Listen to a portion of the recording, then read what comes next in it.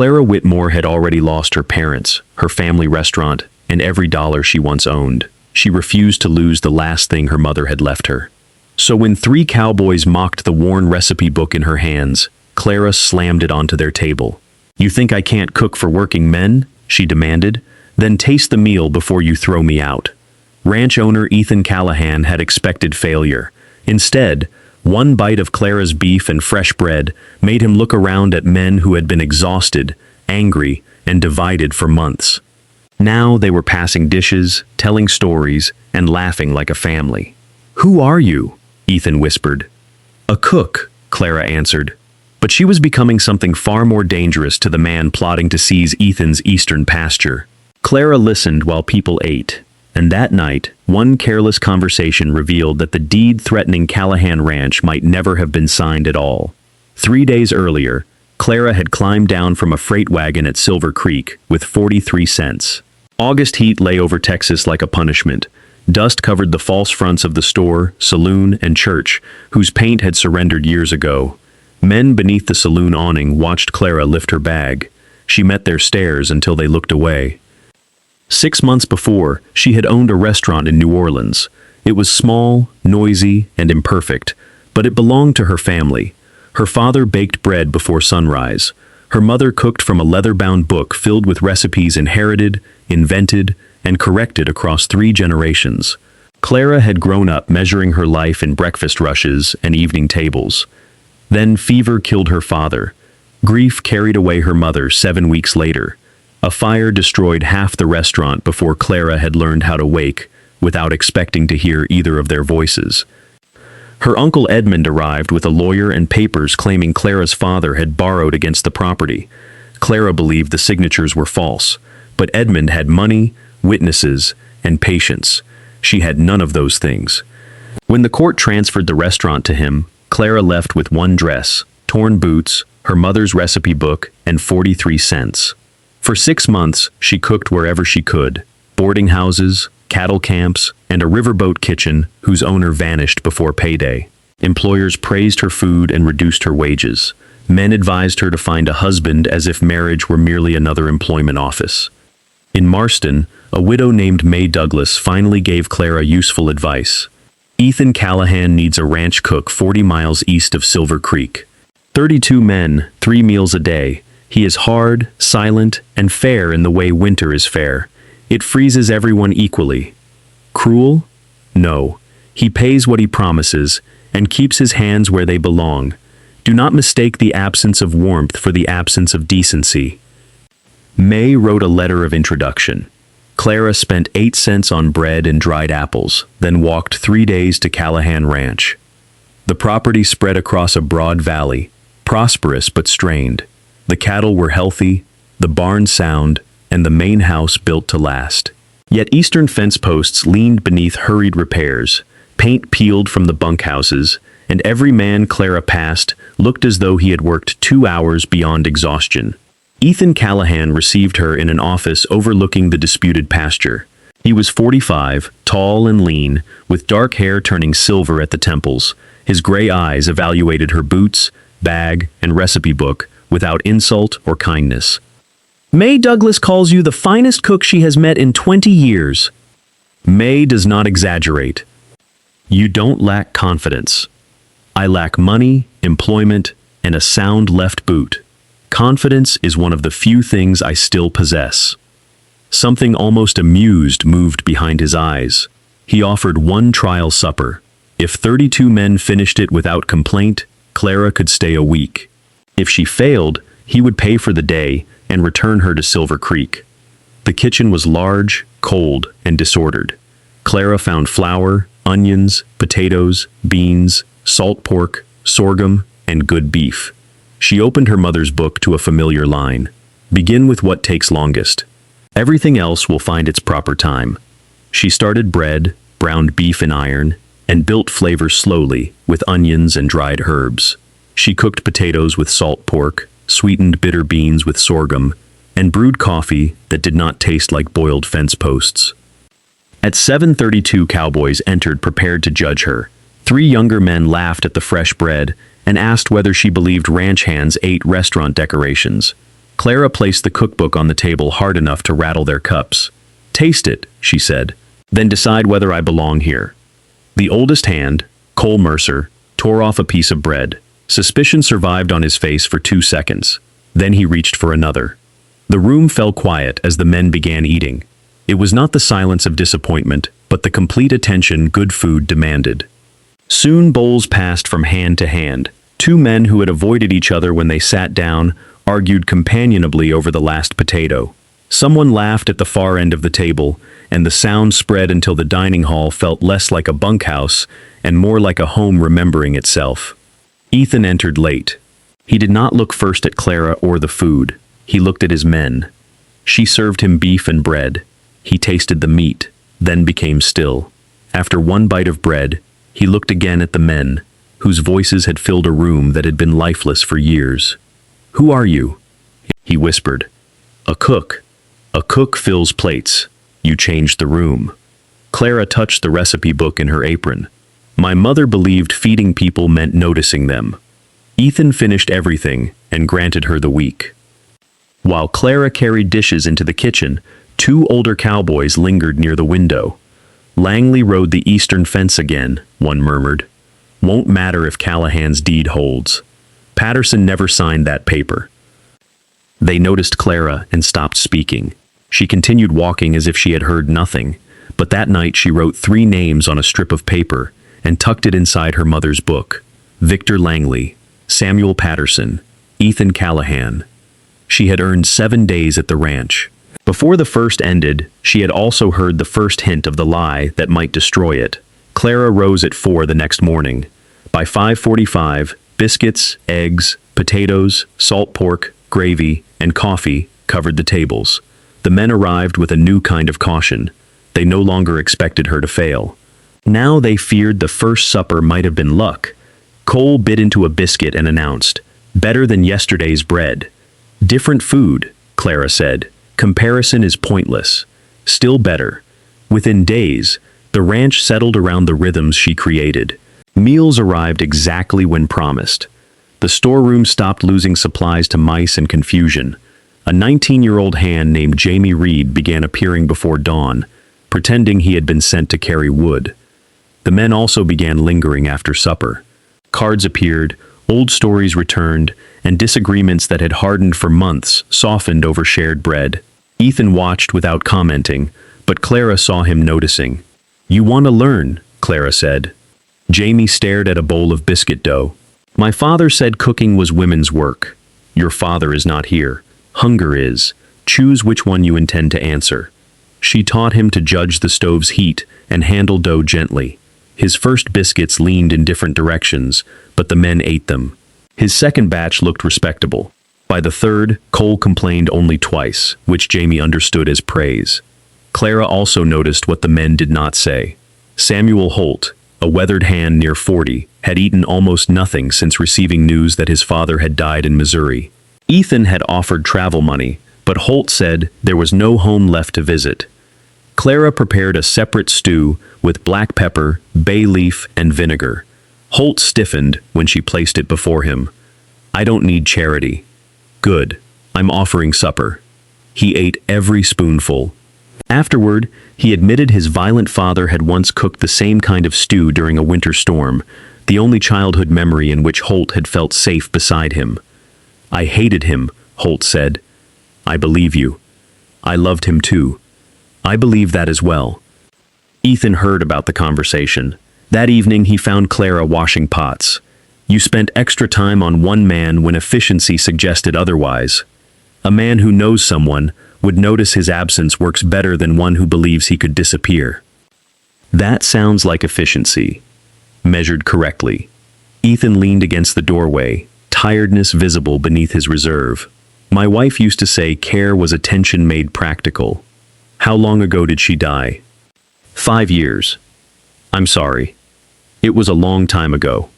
Grief doesn't own a calendar. He looked at her with the same startled recognition he had shown after tasting her first meal. Before he could answer, Foreman Garrett Boone entered.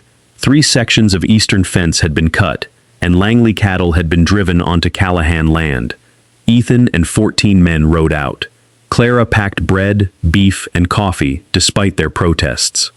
They returned after 2 in the morning with cut wire, witnesses, and no serious injuries. Langley's men had vanished, apparently hoping Ethan would drive the cattle north and give them grounds to accuse him of theft. While Clara bandaged Tom Barrett's arm, she asked what Langley claimed. Ethan explained that 3 years earlier he had purchased 4,000 eastern acres from Samuel Patterson. The deed was signed, witnessed, and recorded. After Patterson died, Victor Langley produced an older agreement supposedly granting his family first claim to the land and control of the creek. Langley's lawyer entered it into county records only that spring. Patterson never signed that paper, Clara said. Ethan's head lifted. She told him what she had overheard. The 2 cowboys were Dan Reeves and Martin Dale. They had heard Patterson's drunken nephew Thomas claim his uncle repeatedly refused to sell Langley the water rights. "Where is Thomas?" Ethan asked. "Last rumor placed him in Red Bluff," Reeves said when questioned the following evening. "But he owes money everywhere and drinks too much. We didn't know whether to believe him." Martin added that Langley's 2 witnesses had been dismissed from his ranch 1 week before signing their statements, making them appear independent. Ethan sent Tom and Reeves to locate Thomas. Clara then asked whether Ethan's late wife had known Patterson. "Margaret knew everyone in this valley." "Did she keep records?" 11 ledgers remained locked in a cabinet Ethan had not opened since her death. That night, he finally brought them to the kitchen. Between notes about cattle, rainfall, and wages, Margaret had written about people with the same practical attention Clara recognized in her mother. One entry changed everything. Samuel Patterson came after church, furious with Victor Langley. Langley offered to clear Samuel's bank debt in exchange for the eastern pasture and all creek rights. Samuel refused, said he would sell to a stranger before surrendering the water. If Langley's family already possessed a binding agreement, why are they still trying to purchase what they claim to own? The entry did not prove forgery, but it established motive and contradicted Langley's story. Ethan read the final page of Margaret's last ledger in silence. She had written that she hoped they would grow old on the ranch. "I kept these locked because I believed they contained everything I lost," he said. "I forgot they also contained what she knew." Clara placed her mother's recipe book beside Margaret's ledger. "We preserve things to survive losing people. Sometimes we forget those things were meant to help us live." Their hands rested near each other on the table, not touching. The small distance felt more intimate than an embrace would have. The next day, Victor Langley requested a private meeting. "Invite him to dinner," Clara said. Ethan frowned. "This is a legal dispute." "That is why. He expects to isolate you in your office, put him at a table surrounded by the people, and work his lie as threatening. Men reveal themselves when they eat." Ethan considered her proposal and agreed to Thursday at noon. Langley arrived on Tuesday. Jamie appeared in the kitchen at 10 Tuesday morning, hat in his hands. "Langley is here with 2 men and a lawyer. Mr. Callahan asks whether dinner can be ready at noon." Clara had planned for Thursday. The bread had not risen, the beef had only begun to braise, and the peaches Cole donated were still sealed in jars.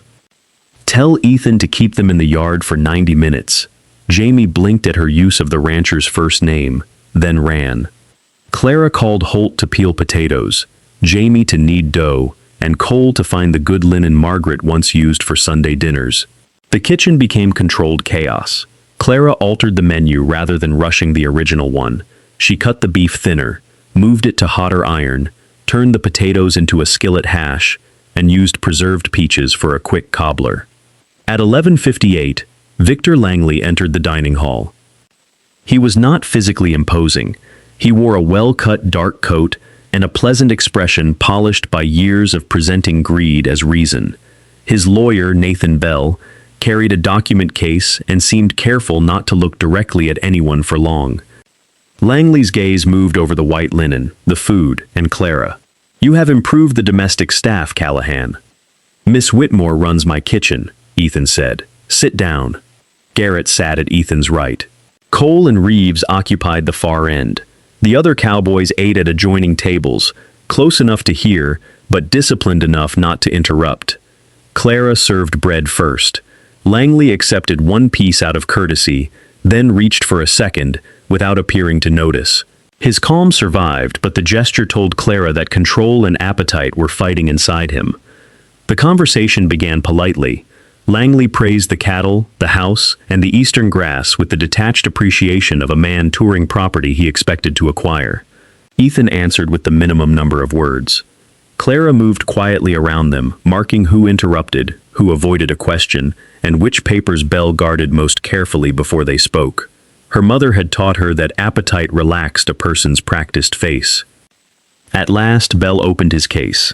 He produced a copy of the Patterson Agreement, supposedly signed 14 months before Ethan's purchase. "The territorial court will recognize priority," Belle said. "Then why was the agreement entered into the county record only this March?" Ethan asked. "It was discovered recently." Garrett placed Margaret's ledger on the table. Victor was attempting to purchase the same water rights years after this supposed agreement already granted them. Langley's smile tightened. "A dead woman's notes are not a legal instrument." "No," Ethan said, "but they establish that your account is false." While refilling water, Clara heard Belle whisper to one of Langley's men, "The clerk's transfer period was supposed to cover that." She did not react. In February, Silver Creek's county records had been moved from the old courthouse to a new building. For nearly 3 weeks, boxes passed through temporary storage, with incomplete supervision.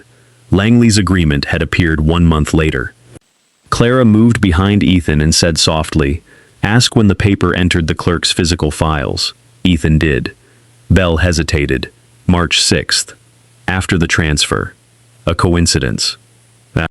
"Then you will not object when Aldridge requests the transit inventory and an examination of the ink, paper, and signature." Langley put down his fork. "I came in good faith to offer a settlement. You keep the main ranch. I take the eastern pasture and assume the debt associated with it. The land is not yours to offer back to me." Pleasantness disappeared from Langley's eyes. Connections in Austin matter more than righteous speeches in a dining room. Clara set the peach cobbler on the table. "Dessert, gentlemen." Belle looked at the dish, but did not eat. Langley took one bite, perhaps to show that the conversation had not unsettled him. His right hand pressed flat against his thigh beneath the table. "Excellent," he told Clara. "A woman with your talent should be careful where she attaches her future." "My future is not part of today's negotiation. Everything has a price." Clara held his gaze. "That is something men without principles often mistake for wisdom." The room became silent. Ethan's voice was quiet. "You will speak to her respectfully under my roof." Langley smiled again, but effort now showed at the edges. He gathered his papers and departed, promising they would meet in court. As Clara cleared the table, she found a folded scrap beneath Belle's chair. It appeared to have torn from a clerk's inventory sheet. Most of the writing meant nothing to her, but one line listed Box 17, Patterson Deeds and Water Agreements. Beside it were initials, N.B. Nathan Bell. Ethan wanted to send the paper directly to Aldridge. Clara stopped him. "It proves Bell handled the box. It doesn't prove what he did." "Then what do you suggest?" "Find Thomas Patterson, compare Samuel's signature, obtain the transfer records lawfully, build a chain strong enough that Langley cannot break one link, and call the rest rumor." Garrett gave her a long look. "You think like a lawyer. I think like a woman who once lost everything to one." That evening, Ethan found Clara alone in the kitchen. "Langley threatened you. He evaluated me." "That distinction doesn't make me feel better." "It should. Threats come from anger. Evaluation means he has recognized that I matter." "Which places you in danger?" Clara turned toward him. "I spent 6 months being treated as if I did not matter. I will not become smaller because a dishonest man has finally noticed otherwise." Ethan's expression softened. "You were never small." The words landed more deeply than either expected. For a moment, the kitchen held only the fire's low crackle and the smell of cooling bread. Hoofbeats broke the silence. Tom and Reeves had returned from Red Bluff. They had found Thomas Patterson. He knew the signature was false, but he refused to testify. Thomas Patterson owed $200 to a Red Bluff lender connected to Victor Langley. Langley had not paid him to lie. He had arranged matters so the truth would ruin him. "He asked for 2 days, Tom reported. Said if he testifies, the lender takes his wagon, tools, and room. He'll have nothing." "How much cash can the ranch spare?" Clara asked. Ethan looked at her. "Enough." "Then lend Thomas the money. No interest, no condition, payable when he can." Garrett frowned. "It will look like we bought a witness." "Not if you put the terms in writing before asking again about testimony. Tell him the loan remains whether he speaks or stays silent." Ethan studied her. "You believe helping him will change his decision. I believe desperation makes decent people behave beneath themselves. Remove the desperation and let his conscience speak." Ethan sent Garrett back with the money and a written loan agreement. 2 days later, Garrett returned with Thomas Patterson beside him. Thomas was 50, hollow-cheeked, and ashamed of needing help. Ethan did not ask for testimony until the loan was signed and the lender had issued a receipt. Then Thomas told Aldridge everything. Samuel Patterson had rejected Langley's offers repeatedly. Thomas had seen his uncle sign dozens of letters and receipts. The agreement's signature was not his. More importantly, Samuel had injured his right hand in a wagon accident before the supposed signing date. For the remainder of his life, he formed the letter S with a visible break. The disputed document showed a smooth, older signature copied from a deed recorded before the injury. Aldridge obtained authentic samples. A document examiner in Austin confirmed the inconsistency. The county clerk's inventory showed Nathan Bell had requested access to Box 17 during the courthouse transfer, though no attorney had legitimate business with those files.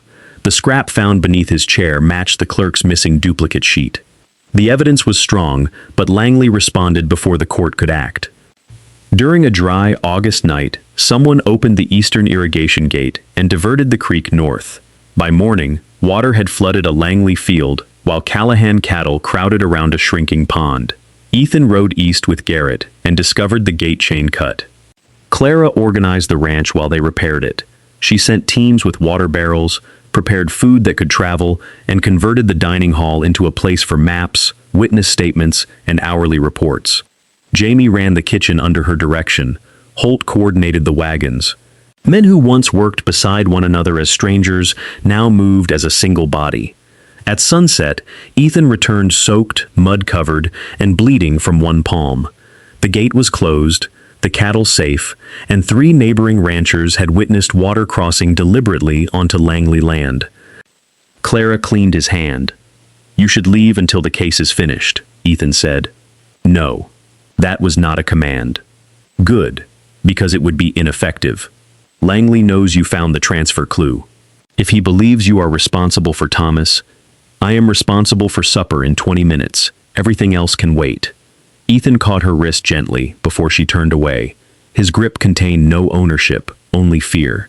"I lost Margaret because sickness was faster than anything I could do. I will not stand idle while another danger approaches someone I—" He stopped. Clara's pulse moved beneath his fingers. "Someone you what?" His hand loosened, but he did not release her. "Someone I cannot imagine this ranch without."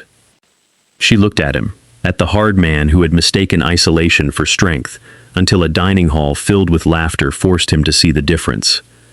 "Then don't ask me to abandon it," she said. "Stand beside me." He let go slowly. "Beside you." The next morning, Victor Langley rode through the gate without his lawyer. Anger had stripped away his polish. "You paid Patterson for testimony," he shouted across the yard. "We loaned him money without conditions," Ethan replied. "The agreement predates his statement and remains valid, regardless of what he says. No judge in Austin will believe that." "Then you should be relieved the judge can read." Several cowboys gathered near the barn. Clara stood in the kitchen doorway. Langley noticed her. "This began when she arrived." "No," Clara said. "It began when you forged a dead man's name." He moved one step toward her. Ethan stepped between them. "Leave." "You think feeding lonely men makes her powerful?" Langley sneered. "She is a cook." Cole answered from beside the barn. "Best one in Texas." Laughter moved through the gathered men, but their positions did not change. Langley saw what Clara's first meal had begun. 32 individuals had become a community, and every one of them stood with Ethan. Langley left with a final promise to destroy them in court. Instead, Nathan Bell asked for immunity. The attorney admitted Langley ordered him to insert the false agreement during the courthouse transfer. Bell surrendered correspondence, payment records, and the original signature sample used for the forgery. Langley had kept evidence because men who believed themselves clever often preserved proof of their cleverness.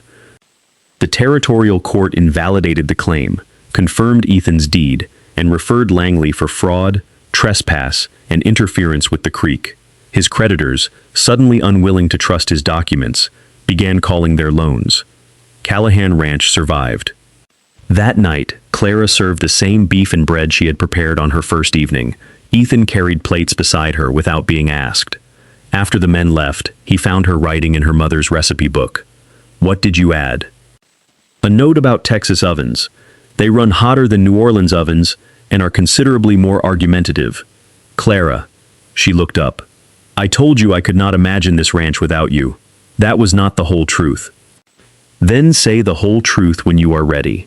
He looked around the warm kitchen, at the flour on the table, and Margaret's ledger resting beside her mother's book.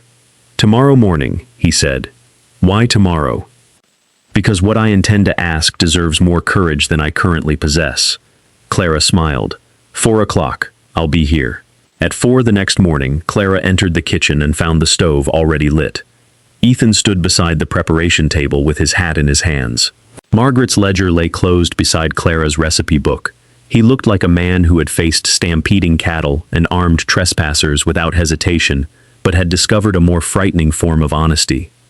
"I have been awake since 2, he said. "I know. Your room is above the kitchen. You walk when you think. You noticed." "I notice people. We have established this." He smiled, fully this time. It transformed his face, revealing the younger man grief had hidden. "When Margaret died, I decided loving someone had been the mistake that made losing her unbearable.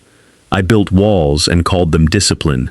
Then you arrived with 43 cents, broken boots, and a recipe book. Within 1 week, my men laughed again. Holt ate. Jamie discovered work he loves. I opened a cabinet I believed would remain locked until I died." He moved closer. "You did not replace Margaret. You reminded me that honoring what we built with the dead does not require refusing to build with the living." Clara's eyes burned, but she did not look away. "I came here to survive until winter," she said. "For 6 months I refused to look beyond the next meal, because every future I trusted had been taken from me. Now, when I look ahead, this kitchen is there, those men are there, and you are there at every distance I can see." Ethan drew a slow breath. "Clara Whitmore, I love you. I am asking you to build the rest of that future with me, not because the ranch needs you, though it does, because I need the truth you bring into every room, and because life beside you feels like living instead of maintaining what remains." Clara opened her mother's recipe book to its final page. It was blank. "My mother said she was saving this page for something new. After she died, I believed the emptiness meant she had run out of time. Now I think she left it for me." She wrote Silver Creek, Texas, then placed Clara Whitmore beside Ethan Callahan. "Yes," she said, "but the biscuits still go into the oven at 4:45, and marriage will not excuse you from carrying wood." Ethan kissed her, brief and certain, before adding another log to the stove. They married 6 weeks later beside the creek Langley had tried to steal. All 32 cowboys attended. Jamie baked the wedding biscuits and threatened anyone who criticized their shape. Marriage did not remove grief from either of them. Clara still woke some mornings remembering smoke and her mother's empty chair. Ethan sometimes found Margaret's handwriting and became quiet for the rest of the evening. They learned that love did not demand erasure. Margaret's ledgers remained in the office. Clara's parents' recipes remained in the kitchen. Their dead were not rivals to the life being built. They were part of its foundation. Aldridge later exposed Edmund Whitmore's false papers, allowing Clara to recover part of the restaurant money. She used it to expand the ranch dining hall. Every Sunday, Callahan Ranch opened its tables to anyone who could reach them: neighboring families, widows, freight drivers, lonely cowboys, and travelers with little money. 11 guests came the first week. 40 arrived by the 4th. Nobody was asked what he could pay. Jamie became Clara's full-time assistant. Within 3 years, he opened a small eating house in Silver Creek called Reed's Table. Above the stove, he hung Clara's first instruction to him: "Hunger is here. Answer it." Holt remained on the ranch and eventually married the town's schoolteacher, a woman who understood that a person could mourn a difficult father without forgiving what the father had done. Cole began sitting beside a widow named Ruth at Sunday dinners and combed his hair before she arrived, while insisting the two facts were unrelated. Thomas Patterson repaid Ethan's loan over 4 years, stopped drinking, and built a small freight business. His first daughter was named Margaret Clara Patterson. Victor Langley lost most of his northern property to creditors and served a prison sentence for fraud. His downfall did not come from a gunfight or miraculous confession. It came from the ordinary things arrogant men dismissed: a widow's ledger, a cook who listened, a frightened witness offered help without conditions, and a dining table where a nervous lawyer dropped the wrong piece of paper. Years passed. The ranch prospered, but Ethan measured its wealth differently. He counted the men who remained through hard seasons, the children running between Sunday tables, and the mornings when Clara's bread reached the yard before sunrise. Their 2 daughters grew up knowing practical work and a full heart belonged together. On their 25th anniversary, Ethan found Clara's recipe book open on the kitchen table. Its once blank final page had filled gradually with names, dates, and brief notes. Callahan wedding. Jamie's first good biscuits. Thomas came home honest. Ruth says more butter. First Sunday table. Daughters born. Eastern Creek held through drought. At the bottom, Clara had written, "A meal tells people they were expected to return." Ethan read the sentence and looked around the kitchen. The stove had been replaced twice, the floorboards worn smooth, and the dining hall expanded again. Margaret's oldest ledger rested safely on a nearby shelf, no longer locked away. Clara's mother's recipes carried flour in their seams and decades of new handwriting in their margins. "Who are you?" Ethan asked, echoing the question he had whispered after her first meal. Clara looked up from the bread she was shaping. Silver threaded her hair now, but her hands remained certain. "Still the cook. You were never only that." "No," she agreed, "but it was where I began." When Ethan died many years later, Clara kept setting the Sunday tables. After she was gone, their daughters continued. The recipe book remained in the family. Nobody replaced the crowded final sheet. They simply wrote smaller. Clara had arrived with 43 cents and nothing she believed could be called a future. She left behind a ranch rich in every way that mattered, a community held together by deliberate care, and a table always set for one person more than anyone expected. If you had been Ethan, would you have trusted Clara's instinct to help Thomas without demanding anything in return? And in the next story, a frontier widow opens her barn to a wounded stranger, then discovers the railroad is hunting him for a map hidden inside his saddle.